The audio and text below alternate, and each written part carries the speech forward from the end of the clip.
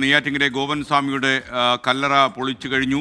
മൃതദേഹം മിക്കവാറും മെഡിക്കൽ കോളേജിൽ തന്നെ പോസ്റ്റ്മോർട്ടം ചെയ്യുമെന്നാണ് പോലീസിൻ്റെ നീക്കം. സജോ ദേവസി കൂടി സംഭവ സ്ഥലത്ത് നിന്ന് നമുക്കൊപ്പം ചേരുകയാണ്. സ്പോട്ട് ഓട്ടോപ്സി എന്ന് പറയുന്ന സ്ഥലത്ത് വെച്ചുള്ള തന്നെയുള്ള ഈ ഓട്ടോപ്സി നടക്കുന്നില്ല. എന്തായാലും മൃതദേഹം പോസ്റ്റ്മോർട്ടം നടപടികൾ മെഡിക്കൽ കോളേജിലേക്ക് മാറ്റും. ഇപ്പോൾ കാണുന്നത് തത്സമയ ദൃശ്യമാണ്. നിങ്ങൾ കാണുന്ന പോലെ സ്ക്രീനിലേക്ക് നോക്കിക്കോളൂ. ഈ ഗോപൻ സ്വാമിയുടെ മൃതദേഹം പുറത്തെടുക്കാനുള്ള സ്ട്രെച്ചറുമായി പോലീസുകാർ മുന്നോട്ട് നീങ്ങുന്നതിൻ്റെ കാഴ്ചയാണ് പ്രേക്ഷകർ കണ്ടത്. എന്തായാലും യൂട്യൂബിലൊക്കെ തന്നെ ഒരുപാട് ആളുകൾ ചില കമൻറ്റുകളൊക്കെ ഇടുന്നുണ്ട്. അപ്പം അന്ധവിശ്വാസങ്ങൾ പ്രചരിപ്പിക്കാൻ പാടില്ല, എനിക്ക് ഇതിനോടൊക്കെ യോജിപ്പുണ്ടോ എന്നാണ് ഒരു പ്രേക്ഷകൻ ചോദിച്ചത്. അന്ധവിശ്വാസത്തെ ഒരിക്കലും നമ്മൾ വെച്ച് ഉറപ്പിക്കില്ല. നമ്മുടെ തലച്ചോർ ആർക്കും പണയം വെക്കാൻ പാടില്ല.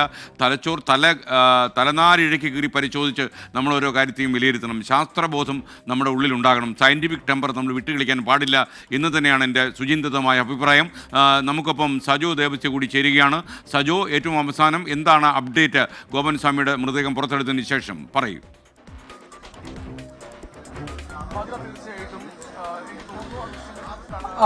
അതായത് സീൻ മഹസർ തയ്യാറാക്കുക എന്നതാണ് ഒരു പ്രധാനപ്പെട്ട കാര്യം. അതായത് ഈ മൃതദേഹം അല്ലെങ്കിൽ ഇങ്ങനെ ഒരു മൃതദേഹത്തിന്റെ സാന്നിധ്യം, മൃതദേഹം ആദ്യമായാണ് അന്വേഷണ സംഘം അഥവാ പോലീസ് കാണുന്നത്. നേരത്തെ മൊഴിയുടെ അടിസ്ഥാനത്തിൽ മാത്രമാണ് ഇത്തരമൊരു നിഗമനം ഉണ്ടായിരുന്നത്. ഇപ്പോൾ ഈ സ്ലാബ് തുറന്ന് ഈ കാര്യങ്ങൾ പരിശോധിച്ചു. അത് മൃതദേഹം, ഗോപൻ സ്വാമിയുടെ മൃതദേഹം ഇരുത്തിയ നിലയിലാണ്, പൂജാദ്രവ്യങ്ങൾ നിറച്ച നിലയിലാണ്, തലഭാഗം മാത്രം മുകളിൽ ഉണ്ടായിരുന്നു. അതിനുശേഷമാണ് മൃതദേഹം പുറത്തേക്കെടുത്തത്. ഇനി ഇതിൽ സീൻ മഹസർ തയ്യാറാക്കുക എന്നതൊരു വളരെ പ്രധാനപ്പെട്ട കാര്യമാണ്. അവിടെ എന്തെല്ലാം ഉണ്ടായിരുന്നു, എന്തെല്ലാം കാര്യങ്ങളാണ് അതിന്റെ സാക്ഷി. ഈ നടപടികൾക്കെല്ലാം നേരത്തെ വിശ്വംഭരനടക്കം പരാതിക്കാരനെ വിളിച്ചു വരുത്തിയിരുന്നു.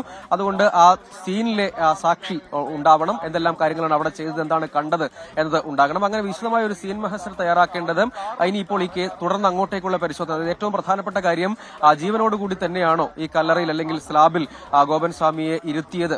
നേരത്തെ അവർ പറയുന്ന, അവർ അവകാശപ്പെടുന്ന പോലെ സമാധി ഇരുത്തിയതെങ്കിൽ അങ്ങനെ ഇരുത്തിയത് എന്നതാണ് ഇതിൽ കാര്യം. അതിൽ ഇത് രണ്ട് സാധ്യതകളാണ്. ഒന്ന്, ജീവനോടെയാണോ, അതല്ലെങ്കിൽ അദ്ദേഹത്തിന് മരണം സ്വാഭാവികമായി സംഭവിച്ചതിന് ശേഷമാണോ എന്നാണ്. പക്ഷെ അക്കാര്യത്തിൽ അതല്ലാതെ അദ്ദേഹം നടന്നുപോയി, മൊഴിയിൽ തന്നെ പറയുന്നത് നടന്ന് മരുന്നൊക്കെ കഴിച്ചതിന് ശേഷം, അദ്ദേഹത്തിന് പല അസുഖങ്ങളുണ്ടായിരുന്നു, മരുന്നൊക്കെ കഴിച്ചതിന് ശേഷം നടന്നുപോയി ഈ പത്മപീഠം എന്നവർ വിളിക്കുന്ന ആ സ്ഥലത്തേക്ക് ആ കല്ലിൽ ഇരുത്തുന്നു. അതിനുശേഷം അതിന്റെ മുകളിൽ ഈ പൂജാദ്രവ്യങ്ങളൊക്കെ അതിന് ഭാഗത്തുകളിൽ നിറച്ച് പിന്നീടാണ് ഈ സ്ലാബ് അതിന് മുകളിൽ വെക്കുന്നത്, ആ ഗ്രാനൈറ്റ് അതിന് മുകളിൽ വെക്കുന്നത്. അങ്ങനെ വരുമ്പോൾ ഇനിയിപ്പോൾ ഈ ശാസ്ത്രീയ പരിശോധനയിൽ, അതായത് പോസ്റ്റ്മോർട്ടമാണ് നടക്കേണ്ടത്. ആംബുലൻസിലേക്ക് കയറ്റി നേരെ മെഡിക്കൽ കോളേജ് മോർച്ചറിയിലേക്ക് കൊണ്ടുപോകും. അവിടെയാണ് പോസ്റ്റ്മോർട്ടം അടക്കമുള്ള കാര്യങ്ങളും ഒപ്പം രാസപരിശോധനയ്ക്ക് വേണ്ടിയുള്ള അവയവങ്ങളുടെ സാമ്പിൾ ശേഖരിക്കൽ ഉൾപ്പെടെയുള്ള കാര്യങ്ങൾ അവിടെയായിരിക്കും നടത്തുക. അതാണ് കൂടുതൽ ഇക്കാര്യത്തിൽ നിയമപരമായ മറ്റു പ്രശ്നങ്ങളൊന്നും ഉണ്ടാകാതിരിക്കാൻ ഉപയുക്തമാവുക എന്നതാണ് നേരത്തെ പോലീസിന് കിട്ടിയ ഉപദേശം. അതുകൊണ്ട് ആ നിലയ്ക്ക് തന്നെയാണ് നടപടികൾ ഇപ്പോൾ തുടരുന്നത്. സീൻ മഹസർ പൂർത്തീകരിക്കുക, പിന്നീട് പുറത്തേക്ക് എടുത്തതിനു ശേഷം ഇൻക്വസ്റ്റ് ഒരു പ്രധാനപ്പെട്ട കാര്യമാണ്. ഇപ്പോൾ മൃതദേഹം പുറത്തേക്ക് എടുത്തുകൊണ്ടിരിക്കുകയാണ്. പിന്നീട് അവിടെ ഒരു ടേബിൾ തയ്യാറാക്കിയിട്ടുണ്ട്. അങ്ങോട്ടേക്ക് നേരത്തെ തന്നെ പോലീസ് അതിനാവശ്യമായ ടേബിളുകൾ എത്തിച്ചിരുന്നു. ഇൻക്വസ്റ്റ് നടത്തും. ഇൻക്വസ്റ്റും നടക്കുന്ന അതിനൊപ്പം തന്നെ സീൻ മഹസർ തയ്യാറാക്കുന്ന ഉൾപ്പെടെയുള്ള കാര്യങ്ങളും നടക്കും. അതിനും ഉദ്യോഗസ്ഥർ ആ കാര്യങ്ങൾ ചെയ്തുകൊണ്ടിരിക്കുകയാണ്. അത് പൂർത്തീകരിച്ചതിന് ശേഷമായിരിക്കും നേരെ ആംബുലൻസ് ഇപ്പോൾ തന്നെ സ്ഥലത്തുണ്ട്. ആംബുലൻസിലേക്ക് ഈ ടേബിളിൽ നിന്ന് മൃതദേഹം ആംബുലൻസിലേക്ക് കയറ്റിയതിനു ശേഷം മെഡിക്കൽ കോളേജിലേക്ക് കൊണ്ടുപോവുക. അവിടെ പോസ്റ്റ്മോർട്ടം ഉൾപ്പെടെയുള്ള കാര്യങ്ങൾ നടത്തും. Postmortem report, scene mahazar, inquest, ഒപ്പം ഇക്കാര്യത്തിൽ രാസപരിശോധനാ ഫലം, ഇക്കാര്യത്തിൽ എന്താണ് സംഭവിച്ചത്, ഗോപൻ സ്വാമിയുടെ കാര്യത്തിൽ യഥാർത്ഥത്തിൽ എന്താണ് സംഭവിച്ചത്, അതൊരു കൊലപാതകമാണോ, അതല്ല അതൊരു സ്വാഭാവിക മരണമാണോ എന്നടക്കമുള്ള കാര്യങ്ങൾ. അതായത് ജീവനോടുകൂടിയാണ് അതിൽ അടച്ചതെങ്കിൽ അതൊരു കൊലപാതകം തന്നെയാണ്, അതൊരു ക്രൈമാണ്, കുറ്റകൃത്യമാണ് എന്ന കാര്യത്തിൽ സംശയമില്ല. പക്ഷേ ഇതിലെല്ലാം ശാസ്ത്രീയമായ റിപ്പോർട്ടുകളുടെയും പരിശോധനാ ഫലങ്ങളുടെയും അടിസ്ഥാനത്തിൽ മാത്രമേ ഒരു നിഗമനത്തിലേക്ക് എത്താൻ കഴിയുകയുള്ളൂ. ഒരു തിരോധാന കേസായിരുന്നു, അത് ഇപ്പോൾ അവസാനിച്ചിട്ടുണ്ട്. അതായത് മൃതദേഹം കണ്ടെത്തിയതോടുകൂടി ആ തിരോധാനം എന്ന വകുപ്പിനും ചാർജിനും ഇനി പ്രസക്തിയില്ല. ഇനിയിപ്പോൾ എന്താണ് സംഭവിച്ചത്, ഗോപൻ സ്വാമിക്ക് യഥാർത്ഥത്തിൽ എന്താണ് സംഭവിച്ചത് എന്നത് മാത്രമാണ് അറിയാനുള്ളത്. അത് ഈ ശാസ്ത്രീയ പരിശോധനാ ഫലം ലഭ്യമാകുമ്പോൾ, ആ റിപ്പോർട്ട് ലഭ്യമാകുമ്പോൾ തന്നെ വ്യക്തതയിലേക്ക് വരും. അതിൽ ഇപ്പോൾ പോലീസ് ഏതെങ്കിലും തരത്തിലൊരു മുൻവിധി വെക്കുന്നില്ല. ശാസ്ത്രീയ പരിശോധന ഫലം വരട്ടെ എന്നതാണ്. പക്ഷെ അപ്പോഴും സർവത്ര അസ്വാഭാവികതയുണ്ട്. മൊഴിയുമായി ചേർത്ത് പരിശോധിച്ചാൽ, നേരത്തെ 2 തവണ പ്രാഥമികമായി മക്കളുടെ മൊഴിയെടുത്തു.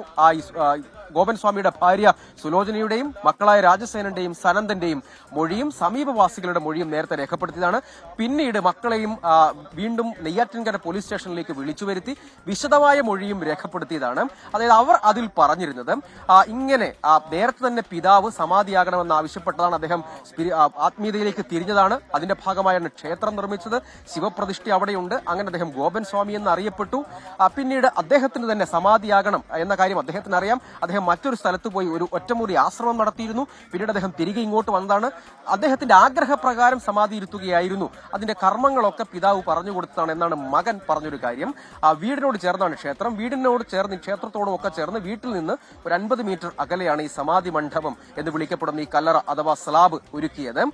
പുലർച്ചയോടുകൂടി പിതാവ് ഈ കാര്യങ്ങൾ പറയുന്നു. പിന്നീട് മകൻ 11 മണിയോടുകൂടി ഈ മരുന്നൊക്കെ കഴിഞ്ഞ ശേഷം പിതാവ് നടന്ന് നേരത്തെ തന്നെ തയ്യാറാക്കി വെച്ചിരുന്ന ഈ പത്മപീഠത്തിൽ ഇരുന്നു. പത്മപീഠം എന്ന് വിളിക്കപ്പെടുന്ന ആ കല്ലിൽ ഇരുന്നു. പിന്നീട് ചടങ്ങുകൾ പൂർത്തീകരിച്ചു. ചടങ്ങുകൾ പൂർത്തീകരിച്ച ശേഷം ഈ പൂജാദ്രവ്യങ്ങളൊക്കെ നിറച്ചു. പിന്നീട് സമാധിയായി. അതിനുശേഷം സ്ലാബ് ഇട്ട് മൂടി എന്നതാണ് മകന്റെ മൊഴി. അങ്ങനെയെങ്കിൽ അതിൽ സർവത്ര അസ്വാഭാവികതയുണ്ട് എന്നതാണ് അതിൽ ഇപ്പോൾ തന്നെ നമുക്ക് നേരത്തെ തന്നെ പോലീസിന്റെ പ്രാഥമികമായ വിലയിരുത്തലും അത് തന്നെയാണ് കോടതിയും ചോദിച്ചതും ആയ കാര്യം. ഈ കാര്യത്തിൽ നേരത്തെ പലരും പറഞ്ഞത് മരണം എങ്കിൽ അത് സ്ഥിരീകരിക്കപ്പെടേണ്ടത്, അതിനുശേഷമാണല്ലോ സംസ്കാരം അല്ലെങ്കിൽ സമാധി ഇരുത്തൽ എന്ന കാര്യം സംഭവിക്കേണ്ടതെന്നുള്ള സംശയമാണ്. അങ്ങനെ ഈ കാര്യത്തിൽ അവശേഷിക്കുന്ന സംശയം ഇനിയിപ്പോൾ നേരത്തെ ഉണ്ടായിരുന്ന തിരോധാനത്തിന്റെ സാധ്യത ഏതായാലും പൂർണ്ണമായും അടഞ്ഞു. മൃതദേഹം കണ്ടെത്തിയിരിക്കുന്നു.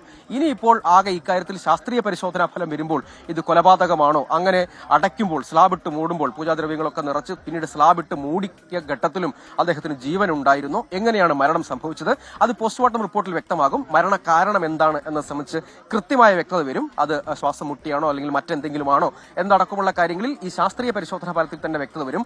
അങ്ങനെ വന്നാൽ ഇപ്പോഴുള്ള കേസ്, ഇപ്പോൾ തന്നെ തിരോധന കേസിന്റെ സാധ്യത അവസാനിച്ചിരിക്കുന്നു. ഇനി ഇപ്പോൾ അതിൽ മറ്റൊരു ക്രൈം രജിസ്റ്റർ ചെയ്യപ്പെടാനുള്ള ഒരു സാധ്യതയുണ്ടോ എന്നതാണ് ഒരു പ്രധാനപ്പെട്ട കാര്യം. അതിനിപ്പോൾ ഇനി ഈ ഇതടക്കമുള്ള നടപടിക്രമങ്ങൾ പൂർത്തീകരിക്കുക എന്നത് മാത്രമാണ് ഇപ്പോൾ അവശേഷിക്കുന്നത്. പോലീസിനെ സംബന്ധിച്ച് എന്തെങ്കിലും പ്രതിഷേധങ്ങളുടെ ലാഞ്ചന പോലും ഇല്ലാതെ ഈ നടപടികളൊക്കെ ഇപ്പോൾ പൂർണ്ണമായും പൂർത്തീകരിക്കാൻ കഴിഞ്ഞിരിക്കുന്നു എന്നതാണ് എടുത്തു പറയേണ്ട ഒരു കാര്യം. പലവിധ വൈകാരിക പ്രതിഷേധങ്ങൾ നമ്മൾ കണ്ടതാണ്. പല ഘട്ടത്തിൽ പരാതി ഈ പോസ്റ്റർ ഒട്ടിച്ചതിന് പിന്നാലെ നാട്ടുകാർ അറിയുന്നു, അവർ അമ്പരക്കുന്നു, അവർ പോലീസിൽ വിളിച്ചറിയിക്കുന്നു. വിശ്വംഭരൻ എന്ന അയൽവാസി പരാതി നൽകുന്നു, നാട്ടുകാരിൽ ചിലർ പരാതി നൽകുന്നു. പിന്നീടാണ് പരിശോധനകളിലേക്ക് കടന്നത്. സബ് കളക്ടറും ജില്ലാ ഭരണകൂടം തുറന്ന് പരിശോധിക്കാൻ ഉത്തരവിട്ടെങ്കിലും ആദ്യഘട്ടത്തിൽ അത് കഴിയാതെ പോകുന്നു. വൈകാരിക പ്രതിഷേധം കുടുംബവും ചില നാട്ടുകാരും ഉന്നയിക്കുന്നു. അവർ വിശ്വാസത്തിന്റെയും ആചാരത്തിന്റെയും കാര്യങ്ങൾ പറയുന്നു. ഇത് സമാധിയായതാണ്. അതിൽ വൈരുദ്ധ്യം നിറഞ്ഞ പല മൊഴികളും, പിതാവ് മരിച്ചതല്ല സമാധിയായതാണ് എന്നടക്കമുള്ള വൈരുദ്ധ്യങ്ങൾ നിറഞ്ഞ മൊഴികൾ മക്കൾ നൽകുന്നത് കണ്ടു. ഏതായാലും അതിന് പിന്നാലെയാണ് ഹൈക്കോടതിയിലേക്ക് കുടുംബം പോകുന്നത്. ഹൈക്കോടതി പക്ഷേ കുടുംബത്തിന്റെ ആവശ്യം അംഗീകരിക്കുന്ന നിലപാടല്ല സ്വീകരിച്ചത്. പകരം വിശദമായ നടപടിക്രമങ്ങൾ പൂർത്തീകരിച്ച് തൽസ്ഥിതി റിപ്പോർട്ട് അടുത്ത തവണ കേസ് പരിഗണിക്കുമ്പോൾ കൊടുക്കാൻ നിർദ്ദേശിച്ചു. പിന്നാലെ ഹിന്ദു ഐക്യവേദി അടക്കമുള്ള സംഘടനകൾ സ്വീകരിച്ച നിലപാട് രാജ്യത്തിന്റെ നിയമം അനുസരിച്ച് കാര്യങ്ങൾ നടക്കട്ടെ എന്ന നിലപാടാണ്. അക്കാര്യത്തിൽ മറ്റ് കാര്യങ്ങൾക്ക് പ്രസക്തിയില്ല എന്ന നിലപാട് സ്വീകരിക്കുകയും അവർ പ്രതിഷേധങ്ങളിൽ നിന്ന് പിൻവാങ്ങി. നേരത്തെ പ്രതിഷേധിച്ചിരുന്ന VSTP അടക്കമുള്ള സമുദായ സംഘടനകളും പിൻവാങ്ങി. കുടുംബത്തെ തന്നെ ഇന്ന് ചുറ്റും വലിയ പോലീസ് ഫോഴ്സിനെ അടക്കം ഈ ഏതെങ്കിലും നിലയ്ക്ക് ക്രമസമാധാന പ്രശ്നമോ അതൊരു വൈകാരിക അജീഷ് തിരുവനന്തപുരത്ത് നിന്ന് റിപ്പോർട്ട് ചെയ്യുന്നു. ഈ കൗൺസിലർ നെയ്യാറ്റിൻകര എന്നുള്ള കൗൺസിലർ അവിടെ തലകറങ്ങി വീണു എന്നുള്ള വാർത്തയാണ്. ഇപ്പോൾ ഗോപൻസ്വാമിയുടെ കഴുത്തുവരെ ഭസ്മം കൊണ്ട് നിറച്ചിരുന്നു. ഇരുത്തിയ നിലയിലാണ് മൃതദേഹം കണ്ടത്. മൃതദേഹത്തിന് കാര്യമായി പഴക്കം അനുഭവപ്പെടുന്നില്ല. എന്നാൽ ഈ സ്ഥലത്ത് വല്ലാത്ത ദുർഗന്ധം അനുഭവപ്പെടുന്നുവെന്നും ഞങ്ങളുടെ ബ്യൂറോ റിപ്പോർട്ട് ചെയ്യുന്നു. ഗോപൻസ്വാമി ഇരുത്തിയിരിക്കുന്ന നിലയിലാണ് അദ്ദേഹത്തെ കണ്ടെത്താൻ കഴിഞ്ഞത്. അദ്ദേഹത്തിൻ്റെ മൃതദേഹം പുറത്തെടുത്ത് കഴിഞ്ഞു എന്നാണ് നമുക്ക് ലഭിക്കുന്ന വിവരം. അല്പസമയത്തിനകം ഷബീദ് റാവുത്തർ കൂടി നമുക്കൊപ്പം ചേരും. സജോ, താങ്കൾക്ക് തുടരാം. ഷബീദ്, യഥാർത്ഥത്തിൽ ഈ കൗൺസിലർ തലകറങ്ങി വീണു എന്നുള്ള വാർത്ത വരുന്നുണ്ട്. ഒരുപക്ഷെ ഇതൊന്നും താങ്ങാൻ കഴിയാത്ത അവസ്ഥയിൽ ബോധം നശിച്ചു പോയതായിരിക്കാം. അപ്പോൾ എന്താണ് കൂടുതൽ വിവരങ്ങൾ? അത് നമ്മൾ അങ്ങനെ പറയുന്നത് ശരിയാണെന്ന് അറിയില്ല. പക്ഷേ എങ്കിൽ കൂടി നമുക്ക് ഈ മൃതദേഹം പുറത്തേക്ക് എടുത്തപ്പോൾ അതിൻ്റെ ഒരു സ്മെല്ല് അക്കാര്യത്തിലുണ്ട്. അത് ഈ പ്രദേശത്ത് നമുക്ക് നിൽക്കാൻ കഴിയില്ല. മാത്രമല്ല അതൊരു ഒരു വല്ലാത്തൊരു കാഴ്ചയും കൂടിയാണ്. ഇപ്പോൾ നമ്മൾ നിൽക്കുന്നത് അതായത് ഈ നമ്മുടെ 2 ഫ്രെയിമുകൾക്ക് പുറമെ മൂന്നാമതൊരു ഫ്രെയിം. ആ ഫ്രെയിമിൽ നമുക്ക് വളരെ ഡയറക്റ്റായി തന്നെ അവിടെ നടക്കുന്ന പ്രോസസ്സ് നേരിട്ട് കാണാൻ കഴിയില്ലെങ്കിൽ കൂടി അവിടെ പോലീസ് ഉദ്യോഗസ്ഥരടക്കം നിൽക്കുന്നത് കാണാം. നമുക്ക് ടാർപോളിൻ ഷീറ്റുകൾക്കകത്താണ് ഈ പ്രോസസ്സ് ഇപ്പോൾ നടക്കുന്നത്. അതിലേറ്റവും സുപ്രധാനമായിട്ടുള്ള വിവരം നമുക്ക് നിലവിലിപ്പോൾ, അതായത് ഇൻക്വസ്റ്റിൻ്റെ ആദ്യ ഘട്ടമെന്നോണം പോലീസ് ആദ്യം കണ്ട കാര്യം ഈ സമാധിയുടെ കോൺക്രീറ്റിന്റെ മുകൾ ഭാഗം അത് പൊളിച്ചു മാറ്റിയപ്പോൾ മൃതദേഹമുണ്ട്, അവിടെ ഗോപൻസ്വാമിയുടെ മൃതദേഹം തന്നെയാണെന്ന് ഉറപ്പിക്കാൻ കഴിയുന്ന തരത്തിലേക്ക് കൗൺസിലറും പരാതിക്കാരനും അത് ഉറപ്പിച്ചിട്ടുണ്ട്. അത് ഗോപൻസ്വാമിയാണ് എന്നുള്ള കാര്യം. രണ്ടാമത്തേത്, അദ്ദേഹത്തിന്റെ കഴുത്തുവരെ സമാധിയിലിരുത്തി ഭസ്മം നിറച്ചു എന്നുള്ള കാര്യം മകൻ പറഞ്ഞു. അദ്ദേഹത്തിന്റെ കഴുത്തിരിക്കുന്ന ഭാഗം വരെ ഭസ്മമുണ്ടായിരുന്നു. ചില പൂജാദ്രവ്യങ്ങൾ അതും സ്ഥലത്തുണ്ടായിരുന്നു. അത് എന്തൊക്കെയാണ്, അത് ഈ പറയുന്നതിന് ഒരു സ്മോക്കിംഗ് എലമെന്റ് അക്കാര്യത്തിലുണ്ടോ എന്നുള്ളടക്കം പോലീസിന് പരിശോധിക്കണം. കാരണം അതിൻ്റെ ഒരു സാധ്യത എന്ന് പറയുന്നത് സ്കെൻ ഈ ഫോറൻസിക്കിന്റെ അടക്കം പരിശോധനയിൽ ഈ സമാധി അല്പമെങ്കിലും ജീവൻ ബാക്കിയുണ്ട്, അങ്ങനെയാണ് മൂടിയതെങ്കിൽ ശ്വാസം മുട്ടിയുള്ള മരണം സംശയിക്കേണ്ടി വരും പോലീസിന്. അങ്ങനെയാണെങ്കിൽ അത് മർഡർ സ്വഭാവത്തിലേക്ക് കാര്യങ്ങൾ പോകും. അത് കണ്ടെത്താൻ വേണ്ടി ഫോറൻസിക്കിന്റെ ഒരു ഡീപ്പ് ഇന്റർവെൻഷൻ അക്കാര്യത്തിൽ നടക്കുന്നുണ്ട്. അവർ കാര്യമായി അതിനകത്ത് ഇടപെടുന്നുണ്ട്. കാരണം ഏതെങ്കിലും തരത്തിൽ അടച്ചിട്ട റൂമിൽ പോലും ഈ ചെറിയ പാക്കറ്റിൽ നിൽക്കാൻ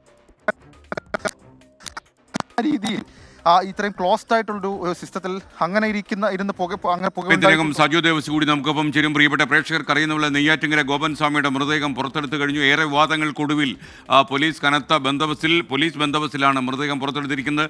മിക്കവാറും പോസ്റ്റ്മോർട്ടം ഉള്ളൂരിലെ മെഡിക്കൽ കോളേജിൽ തന്നെ ആയിരിക്കും നടക്കുക. ഈ സ്പോട്ട് ഓട്ടോപ്സിയുടെ സാധ്യതയും പോലീസ് പരിശോധിക്കുന്നുണ്ട്. ഇപ്പോൾ സ്ഥലത്ത് കനത്ത പോലീസ് സുരക്ഷ ഏർപ്പെടുത്തി കഴിഞ്ഞു. ഒരുപാട് പ്രദേശവാസികളെയൊന്നും ഈ സ്ഥലത്തേക്ക് കടത്തിവിട്ടിട്ടില്ല. നെയ്യാറ്റിങ്കര ഗോപൻ സ്വാമിയുടെ ദുരൂഹ മരണത്തിന് പിന്നിൽ എന്തൊക്കെയാണ് എന്നറിയാൻ നമുക്കിനി ഒരുപാട് കാത്തിരിക്കേണ്ടി വരില്ല. പോസ്റ്റ്മോർട്ടത്തോടെ എങ്ങനെയാണ് ഇത് സംഭവിച്ചത്, അദ്ദേഹത്തിൻ്റെ സമാധിയിൽ എന്തെങ്കിലും ദുരൂഹതകൾ ബാക്കിയാകുന്നു എന്നൊക്കെ നമുക്കറിയാൻ കഴിയും. സജോ ദേവസ്യ നമുക്കൊപ്പം ചേരുകയാണ്. സജോ, ഏറ്റവും അവസാനം റിപ്പോർട്ട് കിട്ടുമ്പോൾ നമുക്ക് ഈ മുഴുവനായിട്ടും ഈ ഗോപൻ സ്വാമിയുടെ മൃതദേഹം പുറത്തെടുക്കാൻ കഴിഞ്ഞു. അത് ആംബുലൻസിലേക്ക് കയറ്റി മെഡിക്കൽ കോളേജിലേക്ക് പോകും. ഇൻക്വസ്റ്റ് നടപടിയിൽ കഴിഞ്ഞു എന്നാണോ നമുക്കിപ്പോൾ മനസ്സിലാക്കാൻ കഴിയുന്ന കാര്യം? വിവരങ്ങൾ.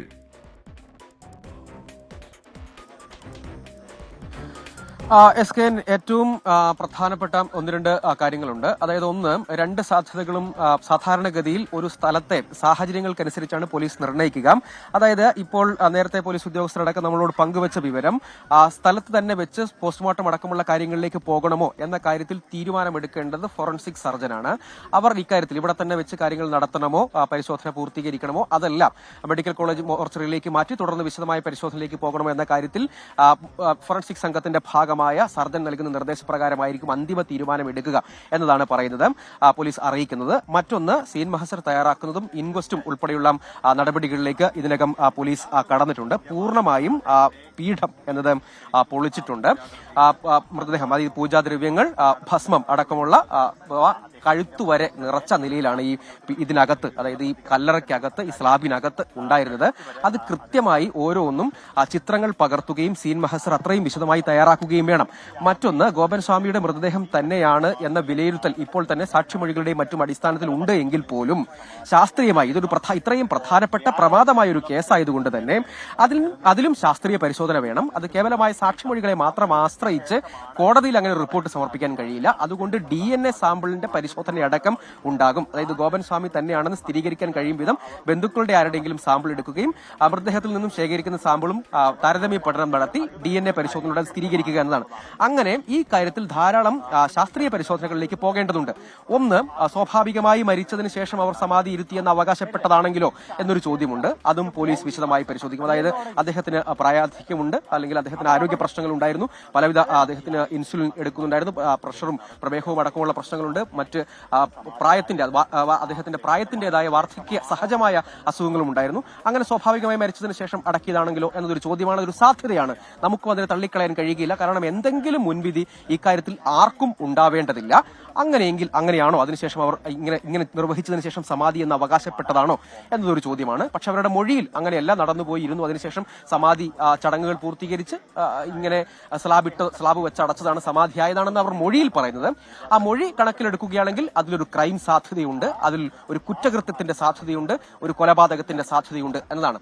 അപ്പോൾ സ്വാഭാവിക മരണമല്ല, അദ്ദേഹം അവിടെ ഇരുത്തിയതിനു ശേഷം ഇങ്ങനെ സ്ലാബിട്ട് അടച്ചതാണ്. അക്കാര്യത്തിൽ ശ്വാസം മുട്ടിയാണോ മരിച്ചത്, അല്ലെങ്കിൽ മറ്റെന്തെങ്കിലുമാണോ മരണകാരണം? അപ്പോൾ എന്താണ് മരണകാരണം എന്നതാണ്.